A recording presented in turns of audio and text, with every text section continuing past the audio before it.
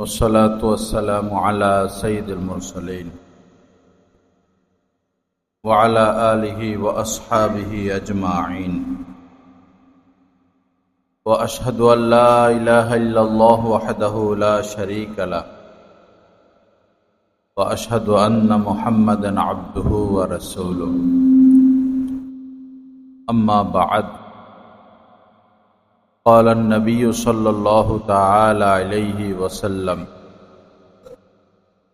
إن أولى الناس بي المتقون من كانوا وحيث كانوا أو كما قال عليه الصلاة والسلام اللهم صل على سيدنا ومولانا محمد وعلى آل سيدنا ومولانا محمد وبارك وسلم أستغفر الله الذي لا إله إلا هو الحي القيوم وأتوب إليه আল্লাহ পাক জাল্লা জালালুহু আমাদের সবাইকে মাফ করে দেন, গুনাহমুক্ত স্বচ্ছ জিন্দেগি নসিব করেন। আল্লাহ পাকের মহব্বত মারিফাত নসিব করে দেন। আল্লাহ পাক আমাদের সবাইকে আউলিয়া সিদ্দিকিনের মাকাম নসিব করে দেন। লা ইলাহা ইল্লাল্লাহ। হুজুর পাক সাল্লাল্লাহু তাআলা আলাইহি সাল্লাম বলেন, ইন্না আওলান নাসি বিল মুত্তাকুন মান কানু ওয়া হাইসু কানু। মুত্তাকি মানুষ যারা তাকওয়া অবলম্বন করে, সে যেই হোক এবং যেই স্থানে থাকুক না কেন, সেই আমার নিকটতম ব্যক্তি। নবীজি তার নিকটতম ব্যক্তিকে সেটা আমাদেরকে বুঝাতে চাচ্ছেন। যিনি মুত্তাকি, যে ব্যক্তি মুত্তাকি, শুরুতে তোমার একটা হাইয়ুল কাইয়্যুম ওয়া আতুবু ইলাইহি। বিভিন্ন ধর্মের মধ্যে নিয়ম চালু আছে, যারা নিচু বংশের তাদেরকে নিচু চোখে দেখা হয়, যারা উপরের তাদেরকে বড় বংশের প্রভাবশালী তাদেরকে ভিন্ন নজরে দেখা হয়। কিন্তু নবীজি বলতেছেন যে সে যেই হোক এবং যেই স্থানে যেই দেশে সে থাকুক না কেন, যদি সে মুত্তাকি হয়, সেই আমার নিকটতম ব্যক্তি। তাকওয়াই আসল। হযরত মুআজ ইবনে জাবাল রাদিয়াল্লাহু তাআলা আনহু, উনাকে নবীজি ইয়েমেনের গভর্নর হিসেবে নিযুক্ত করেছেন। আজকে তিনি চলে যাবেন ইয়েমেনে। তো হযরত মুআজ ইবনে জাবাল সাওয়ারির উপরে, নবীজি সাথে সাথে হেঁটে হেঁটে বিভিন্ন দিক নির্দেশনা দিচ্ছেন, কিভাবে রাষ্ট্র পরিচালনা করবে, বিচার আচার কিভাবে করবে, মানুষকে কিভাবে দাওয়াত দিবে, বিভিন্ন বিষয়ে নবীজি পরামর্শ দিচ্ছেন। পরামর্শ দেওয়া শেষ হওয়ার পর নবীজি বললেন, মুআজ, আগামী বছর হয়তো তুমি আমাকে আর দেখবে না, হয়তো তুমি আমার এই মসজিদ দেখবে এবং এই কবর দেখবে। তো সাহাবায়ে কিরাম তো এমন ছিলেন, নিজের ছেলে মেয়ের চেয়েও বেশি নবীজিকে মহব্বত করতেন। এ কথা শোনার পর একজন সাহাবী তো স্থির থাকতে পারেন না, হাউমাউ করে তিনি কান্না শুরু করলেন। কাঁদতেই আছেন। নবীজি তার থেকে মুখ ফিরিয়ে অন্যদিকে তাকিয়ে আছেন। পরে এক পর্যায়ে নবীজি বললেন এই কথাটা, ইন্না আওলান নাসি বিল মুত্তাকুন মান কানু ওয়া হাইসু কানু। মানুষদের মধ্যে যে মুত্তাকি, সে যেই হোক এবং সে যে স্থানে থাকুক না কেন, সেই আমার নিকটতম ব্যক্তি। এজন্য তাকওয়ার প্রতি আমরা অগ্রসর হই, তাকওয়ার দিকে অগ্রসর হই। শুকনা শুকনা ইবাদত বন্দিগি আর কত, শুকনা শুকনা ইবাদত বন্দিগি কত, মুস্তাহাব নিয়ে আমাদের ছুটাছুটি দৌড়াদৌড়ি, মুস্তাহাব নিয়ে ছুটাছুটি দৌড়াদৌড়ি। একটা মাহফিলের আয়োজন করা হয়, যুবক ছেলেরা, মুরব্বীরা 10 দিন 15 দিন থেকে কি ব্যস্ত, ছুটাছুটি দৌড়াদৌড়ি, টাকা কালেকশন, প্যান্ডেল, মাইক, মানুষ কিভাবে বেশি হবে, বিভিন্ন বিষয়। তো এটা তো সর্বোচ্চ মুস্তাহাব, ওয়াজের আয়োজন করা তো মুস্তাহাব, কিন্তু ওই মুহূর্তেও 5 ওয়াক্ত নামাজ পড়া তো ফরজ। দেখা যায় মাহফিলের দিনই আয়োজকরা এশার নামাজ পড়ে না, নামাজ তো ফরজ। দেখা যায় ওই মুহূর্তেও গীবতে আক্রান্ত, হেদের মধ্যে ঝগড়া হয়, গীবতে আক্রান্ত। আল্লাহ হেফাজত করেন। মুস্তাহাবকে মুস্তাহাবের মতো গুরুত্ব দেওয়া, ওয়াজিবকে ওয়াজিবের পর্যায়ে গুরুত্ব দেওয়া, ফরজকে ফরজের পর্যায়ে গুরুত্ব দেওয়া। ফরজ তো ছাড়া যাবে না, ফরজ ছাড়া যাবে না, যত কঠিন পরিস্থিতি হোক না কেন ফরজ ছাড়া যাবে না। মহিলা সন্তান প্রসব হচ্ছে, প্রসব ব্যথা, যে কোনো মুহূর্তেই সন্তান দুনিয়াতে আসবে, এই মুহূর্তটা বড় কঠিন। ডাক্তাররা বলেন একসাথে 22টা হাড় যদি ভাঙে শরীরের, 22টা হাড়, তখন যে ব্যথা হবে, একজন মহিলার সন্তান হওয়ার সময় এরকম ব্যথা। এই ব্যথার থেকে যদি একটু বাড়ে তাহলে তারা মারা যাবে, একটু যদি ব্যথা বৃদ্ধি পায়। তো সন্তান হবে, এই মুহূর্তে যদি নামাজের ওয়াক্ত হয় আর ওয়াক্ত শেষ হয়ে যাচ্ছে, এই মুহূর্তেও তাকে নামাজ পড়তে হবে, কারণ নামাজ তো ফরজ। যুদ্ধ চলতেছে, নামাজের ওয়াক্ত হলো। এখন যে যুদ্ধ, তো যদি ইসলামী যুদ্ধ হয়, জিহাদ হয়, কাফেরদের সাথে লড়তেছে, এই মুহূর্তেও নামাজের ওয়াক্ত হলে নামাজ পড়তে হবে। এবং কোরআন শরীফের মধ্যে খুব সুন্দরভাবে আল্লাহ পাক আয়াত নাজিল করেছেন যুদ্ধকালীন নামাজ কিভাবে পড়বে, যুদ্ধকালীন নামাজ। তো যুদ্ধের সময়ও যদি নামাজ বর্জন করা না যায়, আমরা এই খেলাধুলা, টাকা পয়সা, বিভিন্ন ব্যস্ততা দেখিয়ে কিভাবে নামাজ ত্যাগ করব? একজন মুসলমান তো নামাজ ত্যাগ করতে পারে না। কাফের আর মুসলমানের মধ্যে পার্থক্যই হচ্ছে নামাজ। তো ফরজকে ফরজের মতো গুরুত্ব, ওয়াজিবকে ওয়াজিবের মতো গুরুত্ব, মুস্তাহাবকে মুস্তাহাবের মতো গুরুত্ব, নফলকে নফলের মতো গুরুত্ব। নফল নিয়ে অনেক ব্যস্ততা আমাদের মধ্যে, ফরজের খবর নাই। আল্লাহ হেফাজত করেন। জাকাত দেওয়া ফরজ, যাদের উপর জাকাত আসে। হজ করা ফরজ, যারা মক্কায় আসা যাওয়ার মতো যাদের ভাড়া আছে, যাতায়াত খরচ আছে, আর এই কয়দিন ফ্যামিলি চলবে, এতটুকু টাকা পয়সার মালিক হইলেই হজ ফরজ হয়ে যায়। বর্তমানে 6 লাখ 6.5 লাখ দিয়ে হজ করা যায়, 6 লাখ মনে করুন। যার কাছে বর্তমানে 6 লক্ষ টাকা আছে, আর এই 40 দিন ফ্যামিলি চলবে, মনে করুন 20,000 বা 30,000 বা সব মিলা 6.5-7 লাখ, এই পরিমাণ টাকা যার কাছে রয়েছে, তার উপরে হজ ফরজ হয়ে যায়। হজ ফরজ হলে হজ বিলম্ব করতে নাই, হজ বিলম্ব করতে নাই। হজ জোয়ান বয়সে করতে হয়, বৃদ্ধ বয়সে না। একটা উমরা করতে গেলে পুরা ধারণা তো দেওয়া যায় না, হোটেল কাছে দূরে রয়েছে, হোটেল থেকে যাওয়া, উমরা করে আবার হোটেলে আসা, 20 কিলো হাঁটতে হবে আপনাকে। 15 কিলোমিটার থেকে 20 কিলোমিটার হাঁটতে হয় উমরায়। আল্লাহর ঘরের চতুর্পাশে তাওয়াফ, এরপরে সাই মারওয়া, সেখানে 7 বার, হোটেল থেকে হেরেমে যাওয়া, আবার হেরেম থেকে হোটেলে আসা, 15 কিলো 20 কিলো হয়ে যায়। তো যার বয়স 80 সে কিভাবে হাঁটবে? যার বয়স 70 সে কিভাবে হাঁটবে? হজে তো আরো বেশি কঠিন পরিস্থিতি হয়। জোয়ান বয়সে হজ করে ফেলা চাই। ব্যস্ততা দিন দিন বাড়বে, পরে একসময় আর তৌফিক হবে না।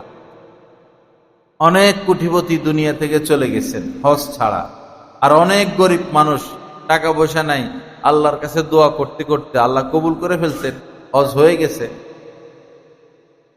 আল্লাহ পাক আমাদেরকে মাফ করে দেন, সহি বুঝ দান করেন।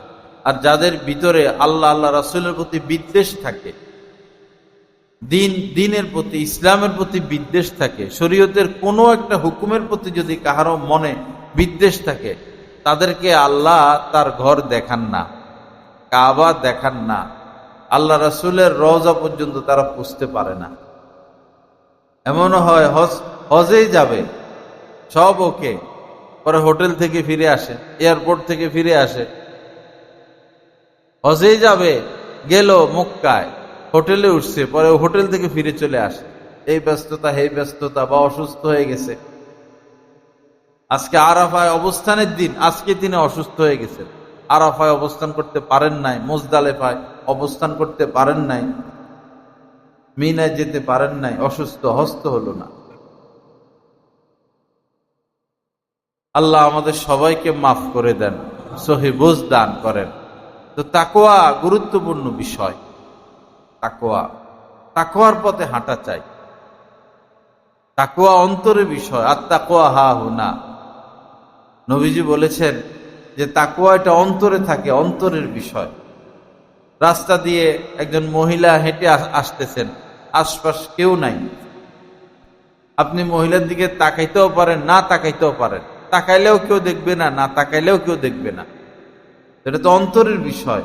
আপনি তাকাইলেন না, বস তাকওয়া অর্জন, তাকওয়া থাকলো ভিতরে, তো তাকাইলেন না, পরে এই মহিলা চলে গেল, এখন তাকে নিয়ে আবার জল্পনা কল্পনা, যে তাকানো দরকার ছিল, হয়তো সে অনেক সুন্দরী ছিল, তাকাইলে কিছু স্বাদ পাইতাম, মজা পাইতাম। এটাও তো হারাম, অন্তরের জল্পনা কল্পনা। মানুষের খবরই নেই যে অন্তর, দিল হেফাজত করতে হয়। দিল হেফাজতের খবরই মানুষের মধ্যে নাই। নিজের আপন বাবি রয়েছে, হয়তো কখনো বাবি চোখে পড়ে গেল, এখন বাবিকে নিয়ে জল্পনা কল্পনা, পাপের প্ল্যান প্রোগ্রাম, এটা তো সম্পূর্ণরূপে হারাম। এটা তো দুনিয়ার কেউ জানে না। এজন্য তাকওয়া অন্তরের বিষয়। কোন পরিচিত অপরিচিত মহিলা, মেয়ে, তাকে নিয়ে জল্পনা কল্পনা করা,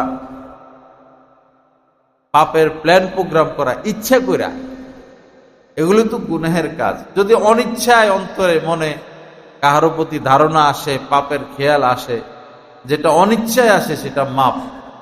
অনিচ্ছায় অনেক কিছুই আসতে পারে, ওটার জন্য আল্লাহ পাক ধরবেন না। ধরবেন ইচ্ছা করে জল্পনা কল্পনা করলে। অনেকে নামাজই পড়ে না, কি ব্যাপার? নামাজে মন বসে না, নামাজে মন এদিক সেদিক চলে যায়। নামাজে মন বসুক বা না বসুক, নামাজে মন এদিক যাক আর সেদিক যাক, আপনার নামাজ তো হয়ে যাবে। মন বসা নিয়ে টেনশন করেন কেন? যারা মন বসা নিয়ে টেনশন করে তারা একসময় নামাজ ছেড়ে দেয়, যে নামাজে তো মন বসে না, একা মনে নামাজ পড়তে হবে, নামাজে মন বসে না, নামাজে দাঁড়াইলে মন কত কিছু মনে পড়ে, পরে মন খারাপ করে, নামাজ ছেড়ে দেয়। এটা ঠিক না। এটা এরকম নামাজ ছেড়ে দেয় তারা যাদের আলেমদের সাথে উঠা বসা নাই। যাদের আলেমদের সাথে উঠা বসা নাই, এরাই ফিতনায় পড়ে, এরাই বিভ্রান্ত হয়ে যায়। এরাই কিছুদিন ইশক দেখায়, এবাদতের ইশক দেখায়, 10-15 দিন পর, 1 মাস পর সব শেষ। কারণ কাহারো হাতে বাঁধা নাই, তো কাহারো হাতে বাঁধা নাই, নিজেকে কাহারো হাতে বেঁধে ফেলতে হয়, নিজের মাথার উপরে কোনো মুরব্বি রাখতে হয়। এই জামানায় একা একা দিনের উপর চলা সম্ভব না। এই জামানায় তাকওয়ার উপর চলা সম্ভব না, কোন আল্লাহ ওয়ালার সোহবত ব্যতীত। বড় কঠিন, অনেক বেশি কঠিন। তো নামাজে যদি, যেমন নামাজে আপনি দাঁড়াইলেন, এখন মন কোথায় চলে গেল আপনার খবরই নেই। এক রাকাত হয়ে গেছে, তো নামাজ কি ভেঙে গেছে? নামাজ তো ভেঙে যায়নি, নামাজ তো হয়ে গেছে, তো টেনশন করেন কিসের? এই কারণে নামাজ ছাড়বেন কেন? বরং হাকিমুল উম্মত মুজাদ্দিদি মিল্লাত হযরত মাওলানা শাহ আশরাফ আলী থানভী রহমতুল্লাহ আলাইহি বলেছেন, যাদের মন নামাজে এরকম ছুটাছুটি করে, বেশি ছুটাছুটি করে, আর যার কারণে তারা কষ্ট পায়, যার কারণে কষ্ট পায়, হায় রে কি নামাজ পড়লাম যে মন এদিকে চলে গেল, মন এদিকে চলে গেল, তো হযরত বলেন যে এরা ডবল সওয়াব পাবে। বলেন না সুবহানাল্লাহ। যাদের মন এদিক সেদিক যায় নামাজে, মন স্থির থাকে না, তাদের সওয়াব এক নম্বরে নাকি ডবল সওয়াব, তাদের সওয়াব ডবল। এক তো হইল নামাজের সওয়াব, নামাজের সওয়াব তারা পেয়ে যাবে। আরেকটা হলো যে মন ছুটাছুটি করছে, এজন্য কষ্ট লাগতেছে, হায়রে কি নামাজ পড়ি, মন ছুটাছুটি করে, এজন্য আরেকটা সওয়াব, ডবল সওয়াব। তো মন খারাপের কি আছে? বাকি ইচ্ছা করে জল্পনা কল্পনা না করা, ইচ্ছা করে হিসাব নিকাশ না করা, ইচ্ছা করে মনকে এদিক সেদিক না নেওয়া। মন যাবেই, মন যাবেই, যেখানে যাক মন যাবে, মন যাওয়াটা স্বাভাবিক, একদম স্বাভাবিক। আল্লাহ রাসূল নামাজ পড়াইতেন, তো ওই জামানায় নবীজির পিছনে সাহাবায়ে কেরাম দাঁড়াইতেন, মহিলারা মসজিদে আসতেন, তারা পিছনে দাঁড়াইতেন। তো মহিলারা বাচ্চা নিয়েও আসতেন, তো বাচ্চারা কান্দে না মাঝে মধ্যে। তো নামাজ শেষ করে নবীজি বলতেন যে আমার ইচ্ছা ছিল নামাজকে আরো বড় করা, কিন্তু মহিলারা বাচ্চা নিয়ে আসছে, বাচ্চার কষ্ট হবে বা বাচ্চার কান্না শুনেছি, এজন্য আমি নামাজ সংক্ষিপ্ত করলাম। তো দেখা গেল যে পিছনে বাচ্চা আছে, বাচ্চা কাঁদতেছে, এটাও নবীজি শুনতেছেন, আবার এটা নিয়ে নবীজি চিন্তাও করতেছেন, না নামাজ লম্বা করলে বাচ্চার কষ্ট হবে, এজন্য আমি সংক্ষিপ্ত করলাম। বুঝে আসে নাই কথা? তো নামাজে একদম মন এখানেই থাকবে, এটা কখনো হবে কিনা আল্লাহ পাক ভালো জানে। একদম নামাজে মন কোথায়ও যাবে না, এটা তো জরুরি না, এই বিষয়টা তো জরুরি না। যাদের মাকামে এহসান অর্জন হয়, যারা অনেক উপরের পর্যায়ে যায়, তখন তাদের সব সময় অনুভূতি হয় যে আল্লাহ আমার সাথে আছেন, আল্লাহ আমার সাথে আছেন, আল্লাহ আমাকে দেখতেছেন। আল্লাহর সাথে একটা ভাব কায়েম হয়, প্রেম কায়েম হয়, মহব্বত কায়েম হয়। যেমন কোনো ছেলে যদি কোনো মেয়ের প্রেমে পড়ে, কোনো মেয়ে যদি কোনো ছেলের প্রেমে পড়ে, তো শিক্ষক পড়াইতেছেন, অঙ্ক করাইতেছেন বোর্ডে, এই অঙ্কের দিকে তাকাই আছে, হ্যাঁ হ্যাঁ হ্যাঁ বুঝছো নি, হ্যাঁ হ্যাঁ হ্যাঁ হ্যাঁ, আসলে কি এই ছেলে এখানে আছে? এই ছেলে তো এখানে নাই। ঘন্টাকে ঘন্টা ছেলে মেয়ে যখন এই হারাম প্রেমে লিপ্ত হয়, কোনো খবরই থাকে না, ছেলের মনে ওই মেয়ে, মেয়ের মনে ওই ছেলে।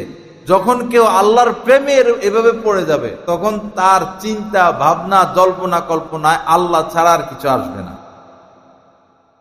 এজন্য আল্লাহর সাথে প্রেম করা, আল্লাহ পাকের সাথে মোহাব্বত করা, মোরাকাবা করা, একটা হলো মৃত্যুর মোরাকাবা, একটা হলো মৃত্যুর মোরাকাবা, আর একটা হলো এই মোরাকাবা যে আল্লাহ আমার সাথে আছেন, আল্লাহ আমাকে দেখতেছেন, আল্লাহ আমার সাথে আছেন, আল্লাহ আমাকে দেখতেছেন। আমি কি জল্পনা কল্পনা করি সেটাও আল্লাহ পাক জানেন, আল্লাহ পাক বুঝেন। আমার প্রত্যেকটা শ্বাস নিঃশ্বাস সম্পর্কে আল্লাহ পাক অবগত, আমার প্রত্যেকটা শিরা উপশিরার কার্যক্রম সম্পর্কে আল্লাহ পাক অবগত। আল্লাহ পাক আমার সাথে আছেন। এই ধ্যান করতে করতে করতে করতে এক সময় এটা অন্তরাত্মায় বসে যাবে, তখন সে সব সময় আল্লাহর ধ্যানেই থাকবে, তখন সে সবসময় আল্লাহ পাকের ধ্যানেই থাকবে। যেমন আল্লাহ পাক বলেছেন উযকুর রব্বাকা ফি নাফসিক, যে সবসময় মনে মনে আমার কথা স্মরণ করো, মনে মনে আমার কথা স্মরণ করো, আমার থেকে গাফেল হইও না, আমার থেকে গাফেল হইও না, সবসময় আমার কথা স্মরণ করো। এবং আল্লাহ পাক বলেছেন যে উযকুর রব্বাকা ইযা নাসিতা, যখন তুমি তোমার রবকে ভুলে যাও তৎক্ষণাৎ আবার তার কথা স্মরণ করো। যখন ভুলে যাও তখনই আবার স্মরণ করো, যখন ভুলে যাও তখনই স্মরণ করো। তার মানে কি এই বান্দা কখনো ভুলবে না? এই কথার দ্বারাই তো বোঝা যায় মন এদিক সেদিক যেতে পারে, কিন্তু গেলে আবার আল্লাহকে স্মরণ করো, গেলে আবার আল্লাহকে স্মরণ করো। রব্বুল আলামিন আমাদের সবাইকে তৌফিক দান করেন। আল্লাহ পাক অনেকে নামাজই ছেড়ে দেয়, যে আরে মন বসে না, ধুর এই নামাজ পড়ে কি লাভ, এরকম কখনো করবেন না। এদিক সেদিক যেতে পারে। যাক, মনকে নিয়ে আসবেন, মন আবার গেল, আবার নিয়ে আসেন, মন আবার গেল, মন আবার নিয়ে আসেন, মন আবার গেল, মন আবার নিয়ে আসেন। আজকে নামাজ পড়লেন 10 বার 100 বার মনকে আনা লাগলো, একদিন এমন হবে যে 90 বার আনা লাগছে। একদিন এমন হবে যে মাত্র 50 বার মন গেল, 50 বার মন আনছেন। আস্তে আস্তে এমন হবে যে 10 বার শুধু মন গেছে, মনকে আনছেন। এমন হয়তো কখনো নাও হইতে পারে যে একবারের জন্য মন কোথাও যায় নাই, এমন হয়তো জীবনে নাও হইতে পারে। এটা নিয়ে কোনো টেনশন করতে নাই। টেনশন করলে নামাজে ছেড়ে দিবেন। অজু করতে যায়, গোসল করতে যায়, এই পানি দিতে দিতে দিতে দিতে অসুয়াশার রোগী, পানি দিতে দিতে গোসলের পানি শেষ, তাও এখনো হাত ধোয়া হয়নি। গোসলের পানি শেষ, তাও এখনো হাত ধোয়া হয়নি। কল ছাইড়া পা দিয়া এই পানি পড়তেছে, ঘষা মাজা ঘষা মাজা ঘষা মাজা করতে করতে করতে করতে 10 জনের অজু শেষ, একজনের অজু এখনো হয় নাই। অসুয়াশার রোগী। আমরা এমনও দেখছি যে ঢাকাতে এরকম রোগী বেশি পাওয়া যায়। ঘষতে ঘষতে লাল হইয়া যায়, রক্ত আইসা যায়, তারপরও কি হয় নাই? অজু হয় নাই। এটা হলো অসুয়াশার রোগী। কিসের রোগী? কঠিন রোগ। এটার চিকিৎসা এলোপ্যাথিক হোমিওতে নাই। এটার চিকিৎসা এলোপ্যাথিক হোমিওতে নাই। এটার চিকিৎসা আধ্যাত্মিক ডাক্তার যারা, তাদের থেকে নিতে হবে। এমনও রোগী পাইছি আমি যে তার বিছানায় কেউ আইসা বসছে, তার রুম আলাদা, তার বিছানায় আইসা কেউ বসছে, সে চাদর পাল্টা ফেলতে হবে, সে চাদর আর ব্যবহার করবে না। বাথরুমের দরজার নখ কেউ ধরছে, সে ধোয়া ছাড়া এই নখ আর ব্যবহার করবে না। তার গামছা, তার তোয়ালে ছোট বাচ্চা ধরছে, ছোট বাচ্চাকে নাপাক, ছোট বাচ্চা ধরছে, যায় নামাজের উপরে ছোট বাচ্চা উঠছে, সে এটা ধুয়ে ফেলবে, সে এটা আর ব্যবহার করবে না। অসুয়াশার রোগী। একজন নামাজের মধ্যে যায় নামাজ শুধু উঠাইয়া উঠাইয়া রাখে। কি ব্যাপার? খরগোশ উঠছে যায় নামাজে। তো খরগোশ উঠলে কি খরগোশ কি নাপাক? খরগোশ তো পায়খানা করলে এটা পরিষ্কার করতে পারে না, খরগোশের এই হইছে, খরগোশের এই হইছে। তা আমার আপনার তো এত চিন্তা করার দরকার নাই। খরগোশ বিছানায় উঠুক, বেড়াল বিছানায় উঠুক, তার হাত পায়ে তো নাপাকি নাই। বা তারা এখানে বসুক, শোক, ঘুমাক, এতে জায়নামাজ তো নাপাক হবে না। শরীয়ত যে ছাড় দেয়, সে ছাড় মেনে নেওয়া চাই। শরীয়ত যে যতটুকু সুযোগ দেয়, এই সুযোগটা আমাদেরকে মেনে নিতে হবে, তখন আমাদের জীবনটা সহজ হবে। জামায় রক্ত রাখছে, সামান্য রক্ত, এই নিয়ে নামাজ হয়ে যাবে। রক্তটা যদি 4 দিরহাম, হাতের তালুর মধ্যখান, এই 5 টাকা শিখি, যেটা শিখি অথবা শিখির থেকে একটু ছোট, এই পরিমাণ যদি রক্ত হয়, তখন আর এই জামা পরে নামাজ পড়া যাবে না। এর থেকে যদি নিচে হয়, তাইলে এই রক্ত সব আপনি নামাজ পড়তে পারবেন। পায়খানা যেটা ভারী না পাকি, এটা 4 মাসা পরিমাণ জায়েজ আছে, স্বর্ণকারদের নিকট আছে 4 মাসা। অল্প পায়খানা লাগছে, নামাজ হয়ে যাবে, 4 মাসা পর্যন্ত জায়েজ আছে। 4 মাসার বেশি লাগলে পরে আর জায়েজ নেই। অনেক সময় এমন হয় রক্ত লাগলো, তো ধোয়ার পরও রক্তের কালার উঠে নাই, রক্ত রয়ে গেছে। এখন পরে কয় না, মনে হয় নামাজ হবেই না। রক্তের কালার থাকলে আপনার অসুবিধা কি? আপনি তো ধুইছেন, পরিষ্কার করছেন, কালার উঠে নাই, তো বস নাপাকি তো চলে গেছে, এটা তো কালার, এটা তো নাপাক না। ওই কালার সহ আপনি নামাজ পড়তে পারবেন। ওয়াসওয়াসা বড় কঠিন রোগ, কিন্তু সমস্যা যেটা হয় সেটা হইলো আমাদের অজান্তে পায়ের নখগুলো বড় হয়ে যায়। বিশেষ করে ছোট আঙ্গুলি যেটা, এটা তো ছোট মানুষের দেখা যায় না, এটার নখগুলো বাইরে বাঁকা হয়ে যায়। যদি নখগুলো বেড়ে বাঁকা হয়ে যায় আর অজুর সময় পানি না ঢুকে অথবা পানির আর্দ্রতাও না পৌঁছায়, তখন নামাজ হবে না। এজন্য নখ কেটে রাখা ভালো। হাতের নখ, পায়ের নখ, সপ্তাহে শুক্রবার হাত পায়ের নখ কাটা আবশ্যক। যদি কাহার নখ এমন যে বেশি বেশি বড় হয়, তাহলে সপ্তাহের মধ্যখান দিয়ে কাটবে।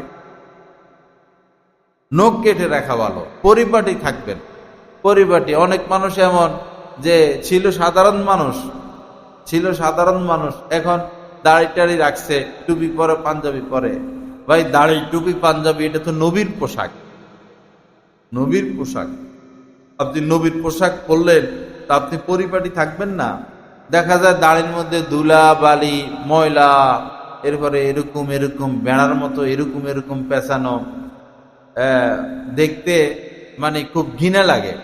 এখন কেউ যদি টুপি পরে, টুপি একদম ময়লা, দাড়ি রাখছে, দাড়ির মধ্যে ধুলাবালি আর এ পেঁচানো পেঁচানো, তো আরেক মুসলমান তার দাড়ি দেখে দাড়ি রাখার প্রতি উৎসাহিত হবে কখনো? তার মনে ঘৃণা আসবে যে দাড়ি রাখলে এরকম বিশ্রী দেখা যায়, খারাপ দেখা যায়, সে আর দাড়ি রাখবে না। অনেকে আছে দাড়ি রেখে এত বড় করে এত বড় করে এত বড় করে, বেশি বুজুর্গি দেখায়, বেশি বুজুর্গি দেখায়, পরে অন্য মানুষের ঘৃণা লাগে। দাড়ির তো একটা সৌন্দর্যতা আছে, গাছপালা আছে না, তো এটারে কেটে দিতে হয়, ছেটে দিতে হয়। নারকেল গাছ যদি আপনি মাথা পরিষ্কার করে না দেন, ভালো নারকেল আসবে না। ফুল গাছ, এটাকেও কেটে দিতে হয়, ছেটে দিতে হয়, গাছের অতিরিক্ত শাখাগুলো কেটে ফেলতে হয়। শরীরের এরকম কিছু কিছু জিনিস, বগল পরিষ্কার, নাভির নিচ পরিষ্কার, এবার বিশেষ করে দাড়ি যখন হবে তখন এক মুষ্টির পর এটা কেটে ফেলতে হবে। এক মুষ্টির পর আপনি রাখবেন রাখবেন রাখবেন রাখবেন রাখবেন, তাইলে তো ওই যে যারা ক্যারাটে শিখায়, চীনা ওস্তাদ বা বাংলাদেশে যারা ক্যারাটে শিখায়, হেরা দাড়ি কাটে না। বা আপনি রবীন্দ্রনাথ ঠাকুরের দাড়ি রাখছেন, আপনি নবী মোহাম্মদের দাড়ি রাখেন না। নবী মোহাম্মদের দাড়ির বৈশিষ্ট্য আছে, সেটা হলো এক মুষ্টির পর, তিন দিক থেকে এক মুষ্টির পর কেটে ফেলা আর মোজগুলোকে ছোট রাখা। অনেকের মোজ দেখলে ভয় পায়, মোজ দেখলে এরকম খাড়াইয়া খাড়াইয়া থাকে, মনে হয় ক্ষেপণাস্ত্র বসাইছে নাকের নিচে। মোজ এত বড় বড় কেন রাখবে মুসলমান? হ্যাঁ রাখবেন, ছোট করে রাখেন, যদি রাখতে ইচ্ছা হয় রাখেন, ছোট করে রাখেন, কিন্তু এত বড় বড় মোষ, এত বড় বড় মোষ, এটা তো ঠিক না। আবার এই নাকের পশম দেখা যায়, নাকের পশম বের হয়ে থাকে, তখন খুবই ঘৃণা লাগে। বহু ভদ্র মানুষ, শিক্ষিত মানুষ, এই নাকের পশম বাইর হয়ে রয়েছে, কিরকম ঘৃণা লাগে। আল্লাহ হেফাজত করেন, সহি বুঝ দান করেন। ভাই টাকা পয়সা দিয়ে কি করবেন? একটু পরিপাটি থাকেন না, একটু পরিপাটি থাকেন, সেজে গুজে থাকেন, ভালো পোশাক পরেন, ভালো খান, ভালো পরিবেশে থাকেন, আপনার টাকা আপনার জন্য খরচ করেন। কারণের মতো জমাইবেন, পরে তো মালটাল সহ যাইবেন গড়তে। কারণ তো মাল সহ ঢুকছে, আপনি মাল ছাড়াই ঢুকবেন। কারণ তো মাল সহ ঢুকছে, আপনি মাল ছাড়াই ঢুকবেন। অনেক ধনী মানুষ আছে এমন ভাবে চলে, মনে হয় রাস্তার ফকির, মনে হয় কি রাস্তার ফকির। তো কার জন্য তুমি সম্পদ জমাচ্ছ? কার জন্য কামাইতেছ? তোমার সম্পদ তোমার কাছে তো আসে না। তারাও এক ধরনের আত্মার রোগী, তারাও এক ধরনের আত্মার রোগী, বুঝে না তো, কৃপণতা করে। কৃপণদের সাথে আত্মীয়তা করবেন না, কৃপণদের সাথে বন্ধুত্বতা করবেন না, কৃপণদেরকে ব্যবসার পার্টনার বানাবেন না। ভাই আমরা কৃপণ থেকে সাবধান, বলবেন যে না আমরা কৃপণদের সাথে নাই, বুঝে আসে নাই কথা? কৃপণদের সাথে নাই। কৃপণরা জান্নাতে যেতে পারবে না, কৃপণরা জান্নাতে যেতে পারবে না, এরা খরচ করতে পারে না। আল্লাহ হেফাজত করেন। এক কৃপণের ঘটনা শুনাইতাম। আবুল কাসেম নামে এক কৃপণ ছিল, আবুল কাসেম। তো বেচারার টাকা পয়সা আছে, ধন সম্পদ আছে, কিন্তু কৃপণ। তো জুতা ছিঁড়ে গেছে, তো জুতার মধ্যে তালি লাগাইছে, আবার আরেক জায়গা দিয়ে ছিদ্র হয়েছে, সে জায়গা দিয়ে তালি লাগাইছে। এক জুতা পরেই তার জীবন পার। আবার আরেক জায়গা দিয়ে জুতা ছিদ্র হয়েছে, সেখানে তালি লাগাইছে, আরেক জায়গা দিয়ে ছুটে গেছে, সেখান দিয়ে তালি লাগাইছে। তালি লাগাইতে লাগাইতে এখন তালি ছাড়া আর কিছু নাই, তাও জুতা এটাই।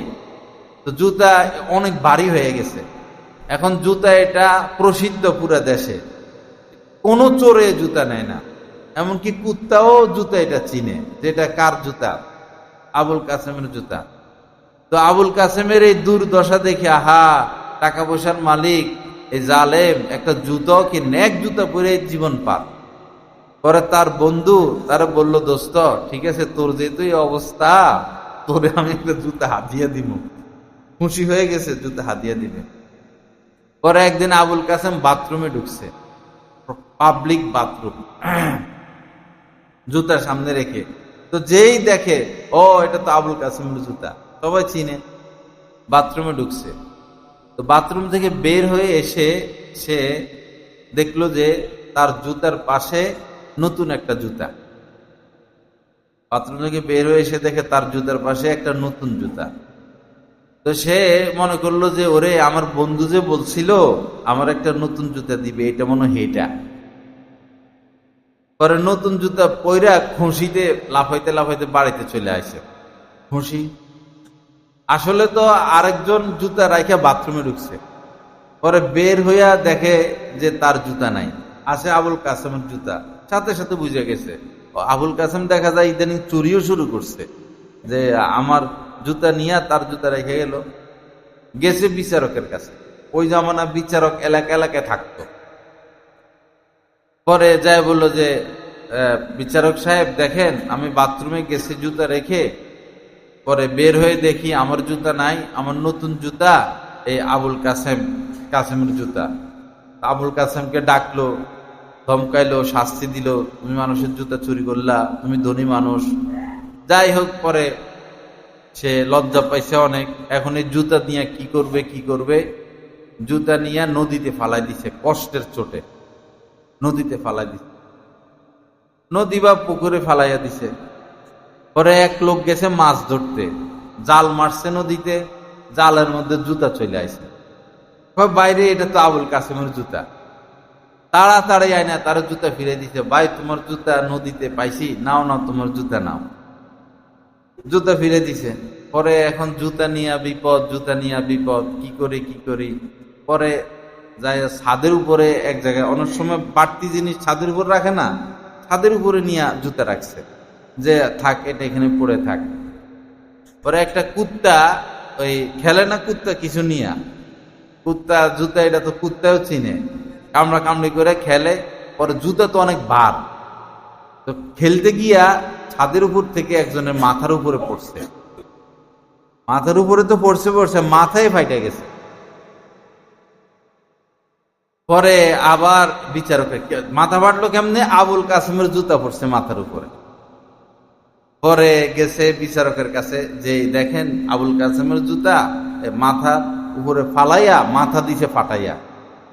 পরে আবার বিচার বসলো, তারা শাস্তি দিলেন, মায়ের দিলেন, জরিমানা করলেন। এখন কি করব বেচারা জুতাটা নিয়ে, জুতার বিপদ। এরকম ভাবে যারা শুধু অন্ধের মতো টাকা জমায়, এরা শেষ জীবনে এরকম শুধু বিপদে পড়ে। এরকম কি পড়ে, বিপদে পড়ে। দেখে ছেলের কাছে পাত্তা নাই, মেয়ের কাছে পাত্তা নাই, বউর কাছে পাত্তা নাই, কারণ তারা তো সব মালিক হয়েই গেছে। এটা সবচেয়ে বড় মূর্খতা, নিজের সম্পদ ছেলে মেয়ের নামে লিখে দেওয়া, নিজের সম্পদ বউর নামে লিখে দেওয়া। আমাদের দেশ যারা চালায়, দেশের মা বাপ যারা, এরা তো নিজের নামে কিছু রাখে না, চালাক তো, এরা ওই বোর নামে দিয়ে দেয়। এরপরে বউয়ে কানে ধরায়, বসায় আর উঠায়, বসায় আর উঠায়। যত বড় নেতা আর যত প্রভাবশালী, এগুলা ওই বোর গোলামি করতে হয়, কারণ বোর নামে সব সম্পদ। কথা বেশি করলে লাথি মেরে ঘর থেকে বের করে দিব। সম্পদ তো বউ আর সন্তানের নামে। কি বিপদ, এই আবুল কাসেমের মতো বিপদে পড়ে আর কি। পরে কি করবে, পরে একদিন রাত্রে দূরে এক জায়গায় গেছে, যাইয়া কোনো এক ঘরের পাশে খন্তা দিয়া, কোদাল দিয়া মাটি খনন করতেছে। কইরা মানে জুতা এটারে মাটির নিচে থুইয়া দিব, খনন কইরা পরে এই জুতা এটা আজকে গর্তের ভিতরে রাখবে। পরে ঘরওয়ালারা মনে করছে যে ঘরের ভিতরে ঢুকবে সিঁদুর কাইটা চুরি করতে। পরে ঘরের মানুষ যখন চিৎকার দিছে, আবুল কাসেম পলাইছে, জুতা তো রয়ে গেছে। পরে কয়, আরে তো আবুল কাসেম চুরি করতে আসছে। আবার গেছে বিচারকের কাছে, দেখেন এই আবুল কাসেমের জুতা আমাদের ঘরে সিঁদুর কাটা ঢুকতে চাইছিল। কত আর বিচার করবো বেচারা, আবারও বিচার করছে। যাক, পরে একদিন আবুল কাসেম নিজে আদালতে উঠছে জুতা দুইটা নিয়ে, যে জজ সাহেব, আল্লাহর হস্তে জুতার সাথে আমার আর কি নাই, কোনো সম্পর্ক নাই, জুতার দায় দাবি থেকে আমি মুক্তি চাই, জুতা থেকে আমার মুক্তি দান করেন। যারা কৃপণ, এরা শেষ জীবনে বলে যে এত টাকা পয়সা জমানো ঠিক হয় নাই, সন্তানকে এত টাকা পয়সা দিয়ে যাওয়া ঠিক হয় নাই। ভাই, অবস্থা অনুযায়ী খরচ করেন, ভালো থাকেন, ভালো খান, ভালো পোশাক পরেন, ভালো সাবান ব্যবহার করেন, ভালো খুশবু ব্যবহার করেন, ভালো বিছানার উপরে ঘুমান। হ্যাঁ, আল্লাহ পাক আমাদেরকে দুনিয়াও দান করেন, আখেরাতও দান করেন। আল্লাহ এটা পছন্দ করেন যে তোমার সম্পদ দিয়ে তুমি খরচ করো, আল্লাহ এটা পছন্দ করেন। হাদিসে আছে এরকম কথা যে আল্লাহ যে বান্দাকে যে নিয়ামত দেয়, বান্দা এই নিয়ামত পছন্দ করুক, ব্যবহার করুক, আল্লাহ এটা পছন্দ করেন। ইন্নাল্লাহ ইউহিব্বু আন ইয়ারা, আল্লাহ যে বান্দাকে যে নিয়ামত দিয়েছেন, বান্দা এটা উপভোগ করুক, আল্লাহ পাক এটা দেখা পছন্দ করেন। আপনি বিদেশ থেকে আসলেন, বাচ্চাকে নতুন কাপড় দিলেন, আপনার বাচ্চা নতুন কাপড় পরে না, আলমারিতে উঠে রাখে, পুরানটা পরে পরে হাঁটে, আপনি কি খুশি হবেন? কিরে তুই জামা পর, তোর জামা কিনে দিছি, পরলে পুরান হয়ে যাবে না? পরে না, তো আপনি কি খুশি হবেন? পুরান হলে তোরে আবার নতুন কিনে দিমু, তাও পরে না, আলমারিতে উঠে রাখে। আল্লাহ আমাদেরকে সহি বুঝ দান করেন। আল্লাহ কৃপণদের থেকে আমাদেরকে বাঁচানোর তৌফিক দান করেন। আর একটা ঘটনা মনে পড়ছে, একটা রোগ অন্তত এসলা হয়ে যাক এক জুমায়। কৃপণ মানুষ ছিল, জামা শুধু একটাই গায়ে দেন, আমরা নিজের চোখে দেখছি। বাজারে যাইতো এমনি শুধু গেঞ্জি গায়ে দিয়ে থাকে দেশ গ্রামে, তো বাজারে যাবে তো ওই সময় আর কেমনে গেঞ্জি গায়ে দিবে, তো জামাটারে বাস করে কাঁধের উপর রাখা পরে বাজারে যায়, জামা গায়ে দেয় না, যদি পুরান হইয়া যায়। এরকম লোক নিজের চোখে দেখছি আমরা ছোটকালে, কোনো সময় জামা গায়ে দেয় না, গেঞ্জি পরে থাকে। পরে যখন বাজারে যায়, কোনো অনুষ্ঠানে যায়, ওই জামাটারে ভাঁজ করে কাঁধের উপর রেখে পরে বাজারে যায়, এমনি আসে। পরে এক লোক এরকম জামা ভাঁজ করে রাখতে রাখতে তো এটা পুরান হয়, রাখতে রাখতে এটা পুরান হয়ে গেছে। জামা এটা ভাঁজ করে রাখতে রাখতে পরে পুরান হয়ে গেছে, পরে আর কাঁধে রাখার মতো অবস্থা নাই। এখন কি করবে? পরে কয় আচ্ছা ভালো কটটুক মন্ড কটটুক দেখি। পরে যতটুকু ভালো জামা কাইটা এটারে দিয়ে রুমাল বানাইছে, রুমাল হিসাবে ব্যবহার করে, তাও নাক মুছতে তার আত্মায় দেয় না যদি পুরান হইয়া যায়। পরে এক পর্যায়ে রুমাল এটাও শেষ পর্যায়ে, তো এখন কি করব? ফেলে দিতে তার আত্মায় দেয় না। পরে আগের সেনা যেগুলো ছিল আর নতুন রুমাল মিলাইয়া আগুনে জ্বালাইয়া ছাই বানাইছে। পরে এই ছাই দিয়ে কি বানাইছে? দাঁত মাজনি বানাইছে। আল্লাহ হেফাজত করেন। কন আল্লাহ কৃপণতা থেকে আমাদেরকে বাঁচান। এক কৃপণ মানুষ সিন্নি খাইতে বসছে, আমাদের এখন হইল কি সেমাই, সিন্নি খাইতে বসছে। পরে একটা মাছি আইসা সিন্নিতে বসছে, ধনী মানুষ, সিন্নিতে মাছি বসছে। এখন মাছির হাত পার মধ্যে একটু সিন্নি লাগছে না, মুখে একটু সিন্নি লাগছে, হাত পা একটু সিন্নি লাগছে, দিছে মাছি উড়া। পরে এখন তার সে মনে হার্ট অ্যাটাকে করবে, মাছি হাত পায়ে করে তার সিন্নি সব নিয়ে যাইতেছে। তাড়াতাড়ি দরজা জানালা সব বন্ধ করে দিছে। বন্ধ করে মাছি এটারে এরকম করে ধরে, এরকম করে ধরে। মাছি তো কঠিন না মাছি ধরা, অনেক চেষ্টা করে মাছি এটা ধইরা পরে মাছির মধ্যে হাত পায়ে যে সিন্নি লাগছে পরে মুখে দিয়া তুইসা পরে মাছিটারে ছাড়া দিচ্ছে। এরকম মানুষও আছে দুনিয়াতে। আল্লাহ আমাদেরকে কৃপণ থেকে হেফাজত করেন। আমার ভাই হাত খুলে খরচ করেন। কৃপণতা ইহুদিদের সিফত, কোরআনে কারিমে আল্লাহ পাক বারবার বলেছেন কৃপণদের হাত, ইহুদিদের হাত রুদ্ধ, তারা খরচ করে না। ইহুদিদের হাত রুদ্ধ, তারা খরচ করে না। তাদের খরচের সিস্টেম আছে। তারা আমেরিকার ট্রাম্পকে বেতন দেয়, আমেরিকার বড় বড় যারা রাষ্ট্রপতি এদেরকে তারা টাকা দেয়, মন্ত্রীদেরকে টাকা দেয়, সচিবদেরকে টাকা দেয়।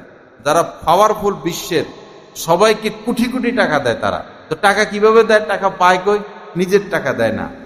যেমন এই একটা কলেজ আমেরিকা, এখান থেকে 100 কোটি টাকা আসে প্রতি মাসে। তো ওই সচিবরে দিয়া, ওই মন্ত্রীরই দিয়া এই 100 কোটির থেকে ইহুদিদের জন্য, ইহুদি রাষ্ট্রের জন্য 20% তারা বাজেট করে নেয়। আবার আরেকটা প্রকল্প তাদের, আমেরিকার এরকম বহু প্রকল্প আছে, এই প্রকল্প থেকে অটোমেটিকলি ইহুদিরা পেয়ে যায়। তারা ওই এমপি মন্ত্রী ধইরা তাদের জন্য একটা বাজেট করে। এভাবে হাজার হাজার কোটি টাকা ইসরায়েলে টাকা ঢুকে। আবার এই টাকা দিয়েই তারা মুসলিম রাজা বাদশাদেরকেও গোপনে গোপনে ঘুষ দিতে থাকে। যার কারণে তারা এই গণহত্যা চালাইলো, তাদের ব্যাপারে কোনো আওয়াজ নাই। আর ভিতরে ভিতরে তুরস্ক কয়দিন পরে বাহাদুরি দেখায়, আসলে গোপনে গোপনে তুরস্ক ইসরায়েলকে তেল দিয়ে গেছে, সৌদি অস্ত্র তেল দিয়ে গেছে, আবুধাবি, মিশর, এগুলো সম্পূর্ণ তুরস্ককে সমর্থন করে, ইসরায়েলকে সমর্থন করে গেছে। এই গণহত্যা বন্ধের যেটা চাপ, এই চাপ মূলত আসছে খ্রিস্টানদের থেকে। খ্রিস্টান রাষ্ট্র, নাস্তিক রাষ্ট্র যারা, তারা গাজাবাসীর জন্য মাঠে নামছেন, রক্ত দিয়েছেন, এবং তাদের আন্দোলনের কারণে এই গণহত্যা বন্ধ হয়েছে, মুসলমানদের কারণে না। মুসলমান হলো রাজা বাদশাহ বেশিরভাগ বেঈমান, বেশিরভাগ মুনাফিক, বেশিরভাগ নষ্ট। আমরা মহব্বত করি আর কি, এগুলা লুটপাট ছাড়া কিছু বুঝে না। আগের রাজা বাদশাহ যারা ছিল, আগের যেমন ভারত আমাদের ছিল, স্পেন আমাদের ছিল, আগের রাজা বাদশাহরা নারীর প্রতি লোভী ছিল আর নেশার প্রতি।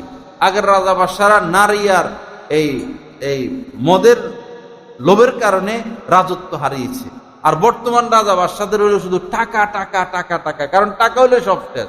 এজন্য প্রত্যেকটা সরকার, প্রত্যেকটা মন্ত্রী, প্রত্যেকটা এমপি শুধু দুই হাতে কেমনে দেশের থেকে টাকা পাঠাবে, কেমনে দেশকে খালি করবে, কেমনে দেশকে খালি করবে, প্রত্যেকটার শত শত হাজার হাজার কোটি টাকা বিদেশে। সাধারণ মানুষ এগুলো জানে না, বললে কষ্ট পায়, বিশ্বাসও করে না। কারণ হিন্দুরা মূর্তির পূজা করে। হিন্দুরা কিসের পূজা করে? মূর্তির পূজা। মাজারিরা কিসের পূজা করে? মাজারের পূজা। আর এই দেশের মুসলমানরা দলের পূজা করে। বলেন, এই দেশের মুসলমানরা কিসের পূজা করে? দলের পূজা করে। দলের লোক যত বড় ভুল করুক, এই ভুল মানতেও রাজি নাই।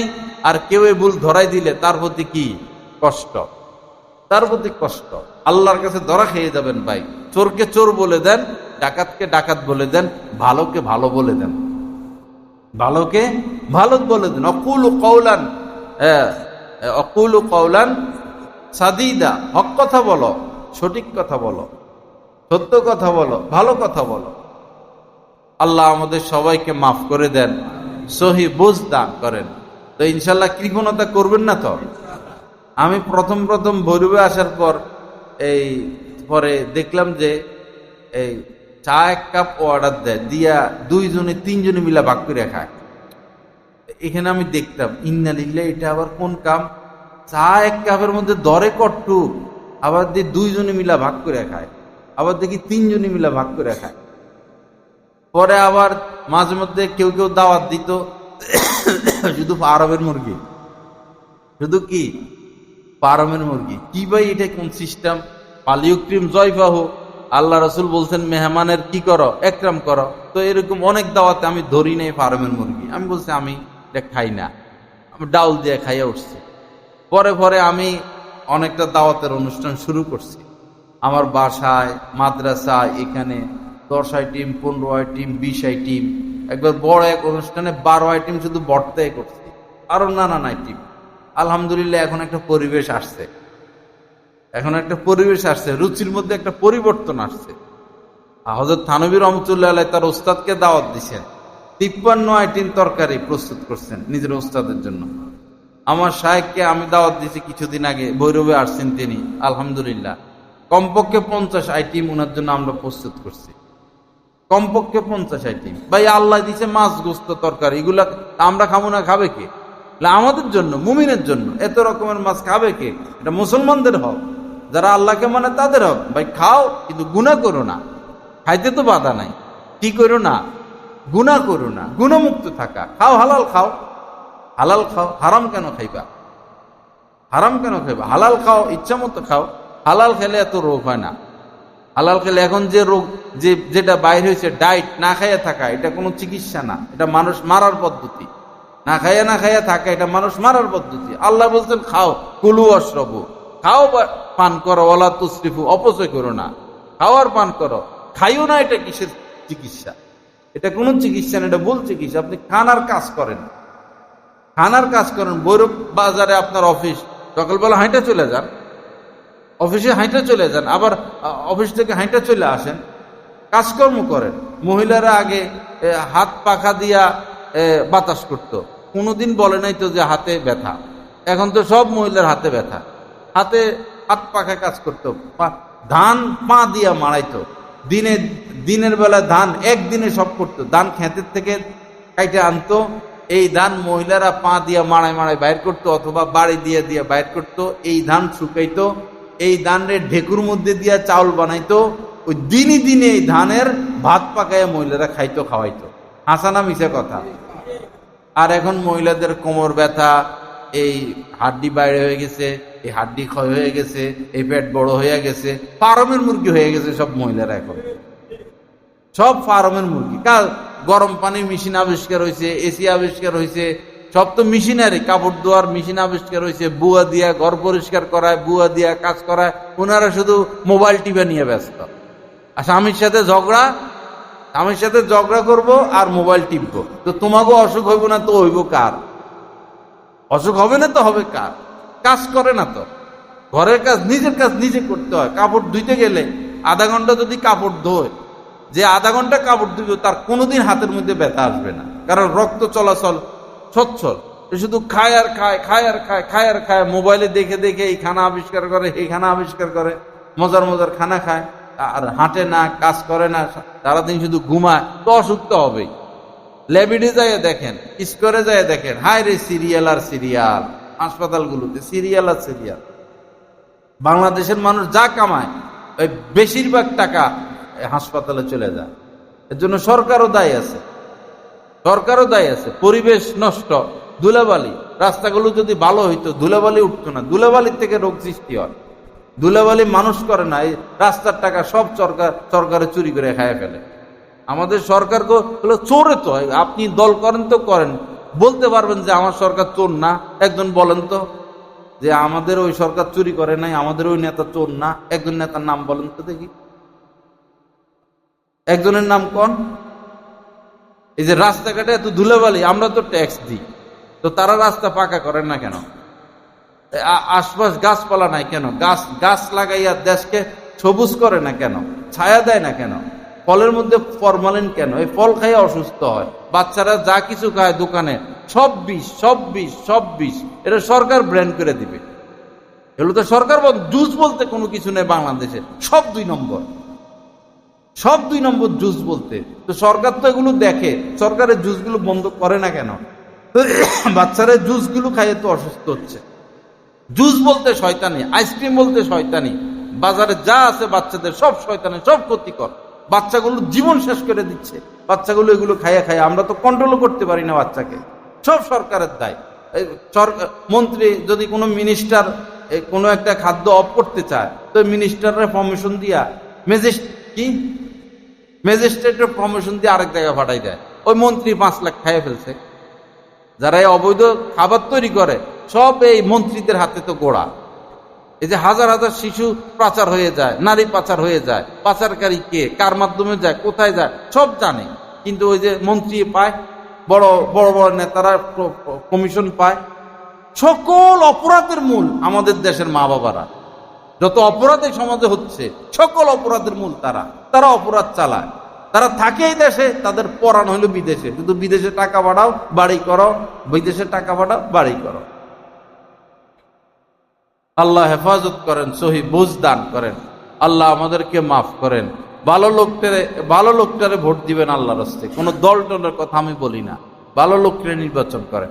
পুরো এলাকার মধ্যে যিনি ভালো তারে মেম্বার বানান, এরপরে যিনি ভালো তারে চেয়ারম্যান বানান, এরপরে যিনি ভালো তারে এমপি বানান। তো দেশ সুন্দর হয়ে গেল।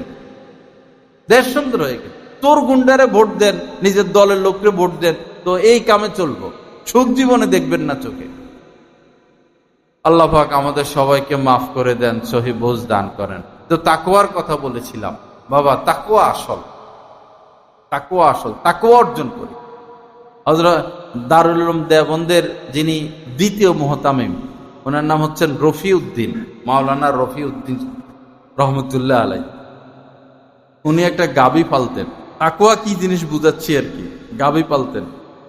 একটা লোক ছিল গাভী পালতো। তো এই লোকটা একদিন গাভীটা দারুল উলুম দেওবন্দের মাঠে বেঁধে কোথায় যেন গেছেন। পরে গাভীটা মাঠের থেকে একটু ঘাস খাইছেন। তো কিছু লোক আছে না, আলেম ওলামার পিছনে লেগে থাকে, সুযোগ পাইলে আইসা ধরে। আছে এরকম লোক, ইমামের কি ভুল, মুয়াজ্জিনের কি ভুল, অমুক হুজুরের কি ভুল, শুধু এরকম চশমা 100টা লাগাই এমনি দেখে, আর সুযোগ পাইলে আইসা ধরে। মূর্খ তো, বুঝে না তো, জাহেল তো।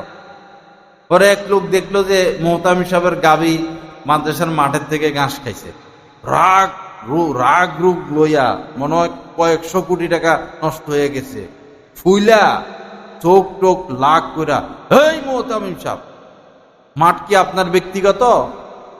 দেখেন একজন আলেমের সাথে কি ব্যবহার করে। এই ঘাস কি আপনার গাভীর জন্য? মাঠ কি আপনার ব্যক্তিগত? ঘাস কি আপনার গাভীর জন্য? এটার নাম তাকওয়া। 3 কথা বলতেন। উনার কোন দোষ আছে উনি জানে, এটা তো কর্মচারী করছে। পরে মাদ্রাসার মুহতামিম সাহেব, উনি তো আল্লাহওয়ালা মানুষ, আল্লাহর ওলি মানুষ, অনেক উপরে মানুষ, কোনো কথার জবাব দেন নাই, চুপ করেছিলেন। পরে বললেন, এক কথা বললেন, আমি এই গাভীটি মাদ্রাসায় দান করে দিলাম। দেখেন তাকওয়া কাকে বলে, তাকওয়া কাকে বলে। আল্লাহ আমাদেরকে তাকওয়ার জিন্দেগি হাসিল করার তৌফিক দান করেন। বাবা, শান্তি পাইতে হইলে তাকওয়া গ্রহণ করেন। ভূমিকম্প শুরু হয়েছে, গজব শুরু হয়েছে। যে দেশে জিনা বাড়বে সেই দেশে ভূমিকম্প বাড়বে। জিনা ছাড়া কিছু নাই। ছেলে ছেড়ে দিছি, মেয়ে ছেড়ে দিছি, মেয়ের বিয়ের ব্যবস্থা করি না, ছেলেকে বিবাহ দেই না, হাতে হাতে টাচ মোবাইল, সব জিনা, সব জিনা, সব জিনা, জিনা আর জিনা। মহিলারা 18 বছর বয়স, 20 বছর বয়স, স্বামী যে বিদেশে পড়ে রয়েছে, 2 বছর 3 বছর দেশে আসে না, জিনা আর জিনা, জিনা আর জিনা, জিনা আর জিনা। যে স্বামী বিদেশে যাইয়া পাপে লিপ্ত হবে, তার স্ত্রী দেশে পাপে লিপ্ত হয়ে যাবে। একটা তরুণী বয়সের মেয়েকে বিবাহ কইরা এভাবে বিদেশে পড়ে থাকা কোনোভাবে জায়েজ নাই, কোনোভাবে জায়েজ নাই এই জামানায়। এরপরে কি করে, স্বামী বিদেশ, পরে বাচ্চা 1-2টা হয়, পরে পড়বে, শহরে পড়বে, আইসা বাসা নেয়। তো মহিলা আইসা বাসা নেয়, মহিলার সাথে আর কেউ নাই, বাচ্চা 1টা বা 2টা। তো বাচ্চা চলে যায় স্কুলে বা মাদ্রাসায়, মহিলা তো বাসায় একলা। তো তারা পাপ থেকে কে বাঁচাবে? পাপ থেকে কে বাঁচাবে? রিক্সায় উঠছে ভৈরব বাজারে, পরে রিক্সাওয়ালা দেখতে হয়তো জোয়ান টোয়ান, পরে কয় বাংটি নেই বাসায় আসে, বাংটি নেই বাসায় আসে। বহু লোক এসে সেগুলো বলতেছে, ফ্রিজের কাজ করে, কয় ফ্রিজের কাজ আর বাসা যায় করবো না। মহিলাদের অত্যাচারে যা করে তারা, চরিত্র এত নিচে গেছে তাদের, কঠিন অবস্থা ভাই সমাজের। শুধু টাকা টাকা করেন না ভাই, টাকা টাকা করেন না। আল্লাহ আমাদেরকে বাঁচার তৌফিক দান করেন। যারা বিয়ের পরে বিদেশ যায় তাদেরকে নিয়ে একটা কবিতা আল্লাহ পাক দান করছেন, খুব সুন্দর কবিতা। বিয়ে করে যারা বিদেশ যায়, আজকে জুমার পরে এটা পড়া হবে, সবাইকে শোনার দাওয়াত রইল। আর যারা থাকতে পারবেন না, নেটে পাবেন ইনশাআল্লাহ। এই কবিতাটা শুনলে সবার ফায়দা হবে। এটা আল্লাহ পাকের পক্ষ থেকে কবিতাটা আসছে, বিয়ের পরে যারা বিদেশ যায় তাদেরকে নিয়ে। যা কিছু আলোচনা হলো, আল্লাহ পাক আমাদেরকে কথাগুলোর উপর আমলের তৌফিক দান করেন।